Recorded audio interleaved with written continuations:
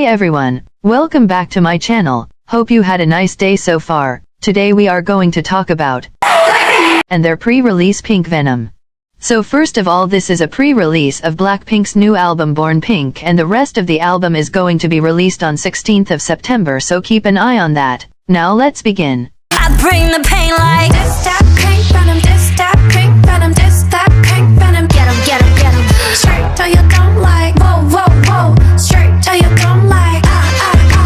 So firstly, I'll start talking about my first impression of the song and then compare it to my impression after listening to it for a while. Not gonna lie, conditions for my first impression were very bad. I woke up at 6 and I was dead asleep, so I couldn't even think properly, so it definitely affected my first listening experience. So these are my first impressions, starting with Jennie's verse. I was so excited to see rapper Jennie back. I really missed her. Going into the Lisa section, Rihanna sample actually caught me off guard, and I feel like it was a nice touch to the song. The pre-chorus was okay. A lot of people complained about how the Rihanna sample was still present in the pre-chorus and was overlapping with the other melodies, but I was probably so dead I couldn't even notice it. Moving into the chorus, this is where my brain was very confused. I was expecting a drop with just instrumental and an occasional I bring the pain like line. But when Jennie came through with this that Pink Venom, I got very surprised and caught off guard. At first listen this kinda felt a little weird and out of place, but regardless I continued forward with the song. Moving into the rap section.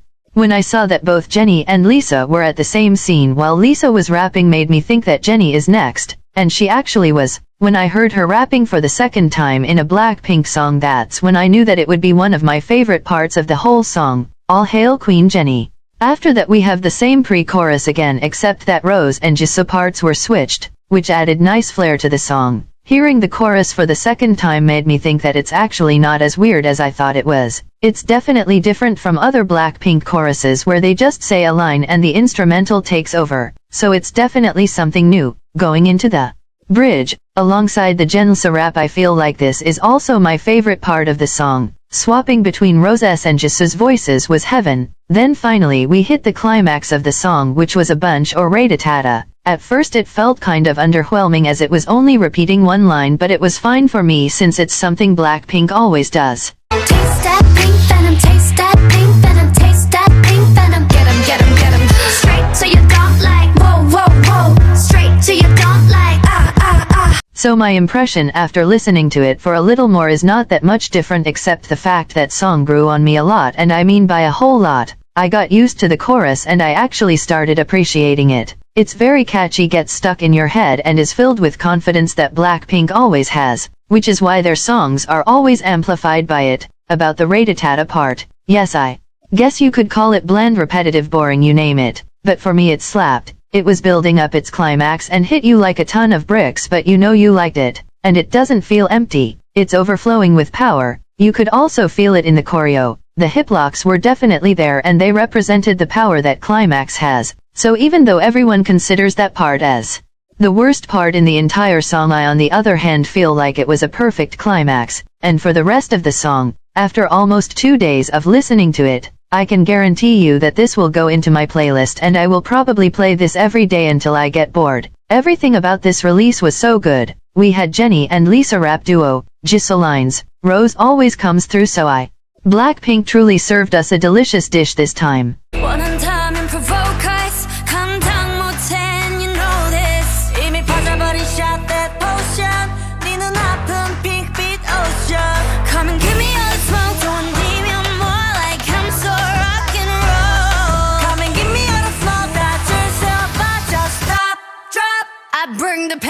So now let's get into my Born Pink predictions. Someone said that Pink Venom is not the title track for Born Pink and that the title track will be released along with the album on 16th. And if this is true, I am just hoping that the title track is not weaker than Pink Venom, because I feel like title track should always be more powerful than a B-side, because the title track represents the whole comeback. But even if it is weaker, we still have Pink Venom to listen to. Now since this is a full album, I am not sure how much tracks are going to be on it. I know like on the album there was 8, so I guess maybe on this one it's going to be something around that, but I don't think it's going to be more than 10 since it feels weird for YG to actually gives us songs. Jokes aside, I really do hope that the rest of the album is good. It doesn't need to be culturally resetting. song of the year, but at least let half of the B-sides be decent. I call an album good when 70% or 80% of its music is good and replayable. It's alright if it's 50% but bad if there's only one or no songs on me to listen to, and I feel like Blackpink has always had decent minis and of course the album, so I feel like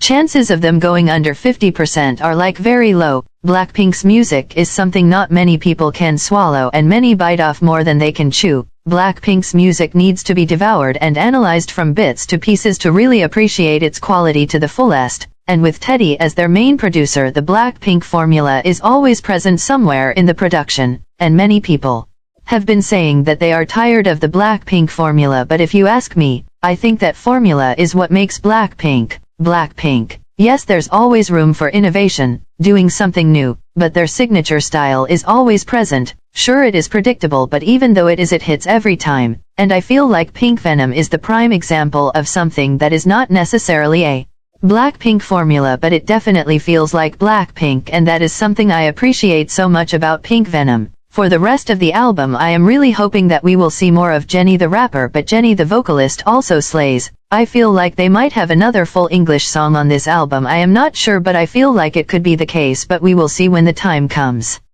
Anyways, that's it for this quick video. I hope you guys liked it, and tell me about your Pink Venom thoughts and Born Pink predictions. See you on Monday for my IVE's After Like review. Hope you have wonderful rest of the day, and I'll catch you guys later. Bye.